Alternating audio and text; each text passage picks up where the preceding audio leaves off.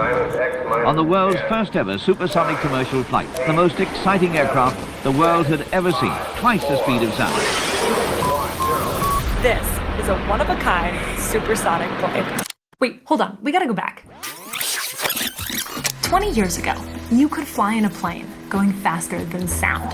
Why can't you do that now? This supersonic plane, the Concorde, could get from New York to London in 3.5 hours, and it was so cool.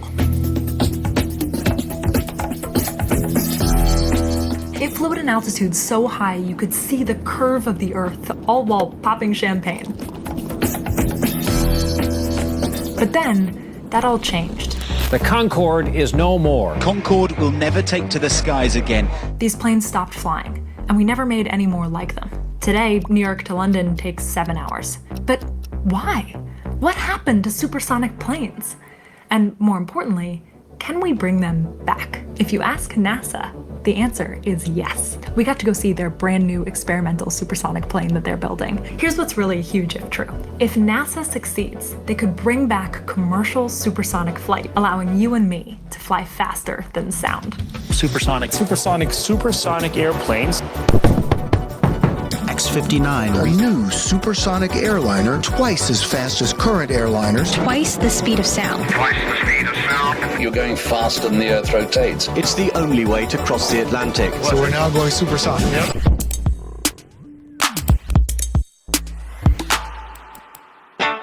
You ready? I'm ready. Let's do this. Let's go see a supersonic plane.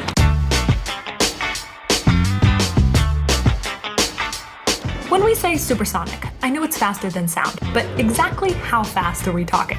For comparison, the world's fastest train can go around 286 miles per hour.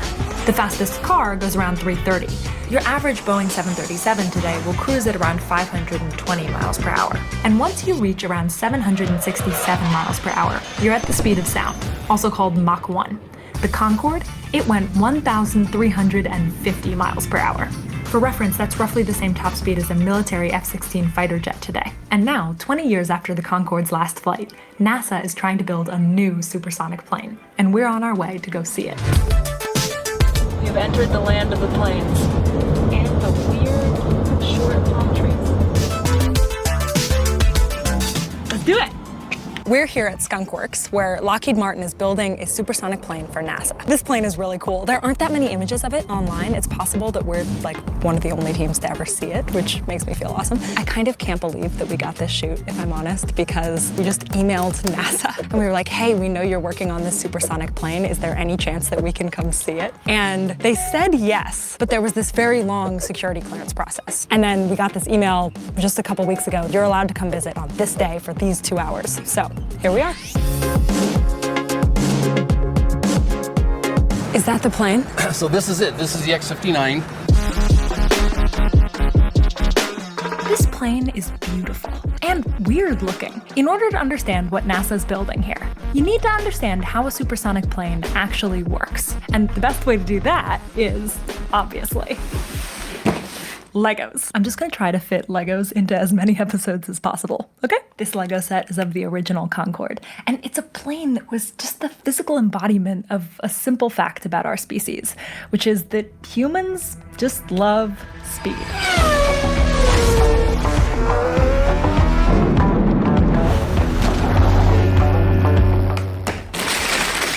What's this? Oh my god, there are more in here. Look how thick the instruction book is. 545 pages long. What have I gotten myself into? So in the 1960s, when the Concorde was originally designed, passenger planes looked pretty similar to what they look like today. But the Concorde looked like this. The shape still looks futuristic.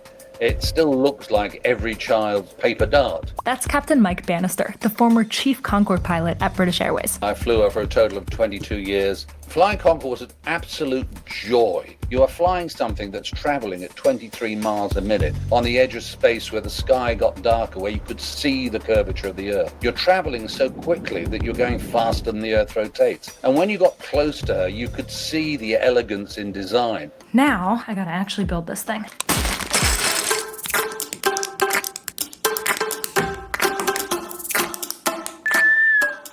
Look, it's coming. coming together. You can see some of the features on it already. This plane had a long, narrow body to streamline air resistance. It had these very wide, delta-shaped wings to generate lift. It had this funny long nose called the droop snoot that drooped upon takeoff and landing so that the pilots could see. Ah! See that? And special, powerful engines that could handle the rapid incoming air. Even special paint that discharged heat. And the price to go this fast wasn't cheap. And tons of people paid lots of money to experience the thrill of riding supersonic. But once you hit the speed of sound, something happens. Let me play that again. Folks are aware that supersonic aircraft make a sonic boom, which we as human beings do hear as a double bang, boom boom. If you listen carefully, you can hear that double boom. All right, I need to spend some time building.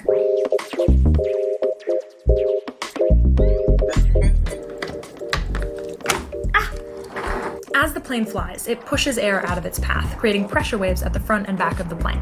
When a plane flies faster than the speed of sound, the air molecules literally cannot move out of the way in time. And so they get compressed together. They form a wave off the front of the airplane and a second wave off the back. When those pressure waves reach our ears, our brains process them as sound, a massive boom. But a common misconception is that a sonic boom doesn't just boom once when the plane hits that speed. It booms the whole time, all along the path of the plane, carpeting the ground below it, meaning everyone under the flight of the plane hears the sonic boom. Weirdly though, inside the plane, you don't hear the boom at all. There was no indication whatsoever physically on the airplane of going through the sound barrier. You're traveling as fast as the pressure waves are. We put an indicator in the cabin so the customers knew when they were going through the sound barrier, because otherwise they wouldn't have done. We're coming up to twice the speed of sound. But for those on the ground, the boom was loud. For context, if this is how loud distant thunder is, and this is how loud a hand clap is, and firework, this is how loud the Concorde's sonic boom was from the ground. Just below a balloon pop. Because of how loud supersonic booms are, in 1973 the FAA changed their rules and banned commercial supersonic flights over the United States, and similar rules followed around the world. This meant that companies could mostly only offer flights over the ocean, which dramatically reduced their routes. Plus, these fuel-guzzling engines and rising fuel costs, combined with a deadly crash in 2000, hurt public perception of supersonic flight. And finally, Air France chose to stop flying the Concorde, eventually forcing British Airways, the only company now paying for the upkeep of the aging planes, to stop flying them as well. And so in early 2003, on April the 10th, British Airways very reluctantly announced that they were retiring their Concorde fleet. And on the very last flight, we invited 100 people at British Airways' expense to join us on that last flight and getting the message across that this was something that they should really be proud to have been part of.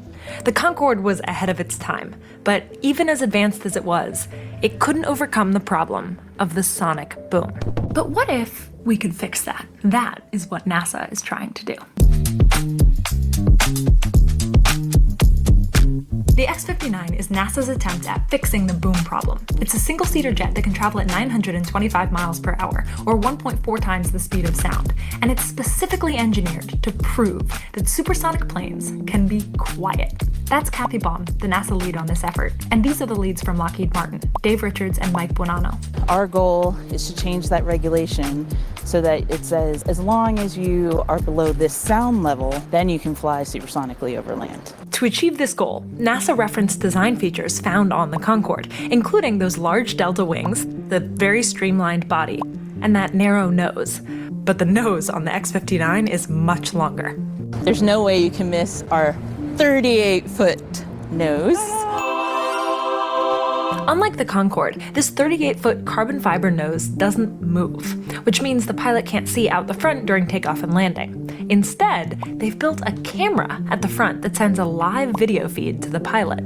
But once in the air, this nose is key to reducing the sonic boom. I liken it to, you've done a cannonball into a swimming pool, and what we want to do here is that splash that you make is like the sonic boom, and we want to make that splash or that sound as small as possible. Then, NASA wants to send as much of the remaining boom as possible up, away from people. If you look at the bottom of the airplane, it's very, very smooth and clean, so that anything that would create a bump or anything like that that makes a shock that would go down, they're all on the top and they go up. And any remaining supersonic boom that's still going down, they're going to try to cancel it out. When you jump into the pool doing that cannonball, the biggest splash is when all the water comes back together.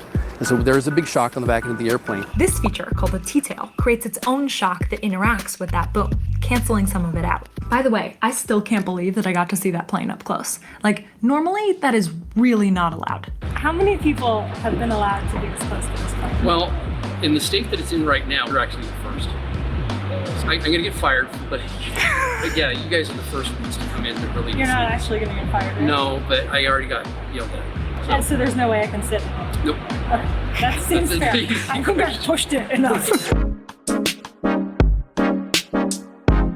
If NASA can help change the rule preventing supersonic over land, that can help everybody. It can open the floodgates to more companies and more planes. There are a bunch of private companies, including one called Boom, fighting to bring back these planes. And the pressure is on. It was very clear talking to this team that there's a lot on the line with this plane. You know, this takes a long time to develop, and there's a lot of money in the development of it. And, you know, to see something from a concept drawn on a napkin to having the airplane here and then to fly it, it is a lot of hard work. Really, this is our one opportunity to try to repeal the law. This is our one chance to get it right. So in order to change the rule that limits supersonic flight, they had to design the X-59 to have a sonic boom that's quiet enough to not disrupt everyday life. But how quiet is that exactly? The answer to that question is that no one exactly knows right now, and that's the entire reason why we had to build X-59 and why NASA plans on flying it over the next several years. NASA's anticipating that 75 perceived level decibels will be sufficiently quiet enough, so that's the goal that they're aiming for right now. The result of that is that it would sound kind of like your neighbor closing their car door in front of their house, but most of the time you won't even hear it at all. This plane is just amazing. Every bolt, rivet, and tiny little winglet has been placed specifically to optimize aerodynamics and speed,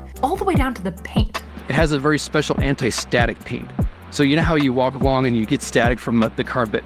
Well, the carpet is like the air. As the airplane moves through the air, it generates static electricity on the airplane. So we have a special paint that's like putting Teflon on your shoes, you know, so that you don't build that static charge. But it's clear this is not a passenger plane. Yeah, we're not going to build any more of these. This is a one-off airplane. It's very dedicated to just this one demonstration to show that we can make an airplane that is capable of a low-boom supersonic flight. So NASA's building their supersonic plane in the hopes that the breakthroughs that they make are one day going to be able to be translated into commercial passenger supersonic planes that can carry more people.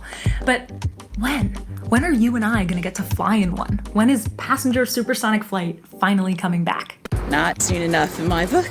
But first we'll go through the regulation process. That'll take a number of years to test this aircraft, and then go to test the communities, and then go through the regulation process. So it looks like we're at least a decade away from seeing these planes, and claims from companies like Boom echo that. They've set a goal of bringing their planes to market by the end of this decade. But the industry seems so confident that this is gonna happen that 3 airlines have already placed orders for their supersonic planes. 80 years ago, we set out on a journey to go faster than sound. Because as humans, we love going fast. We work so hard at it. We build these beautiful machines that hurtle us through the air. Just imagine flying on a machine like this.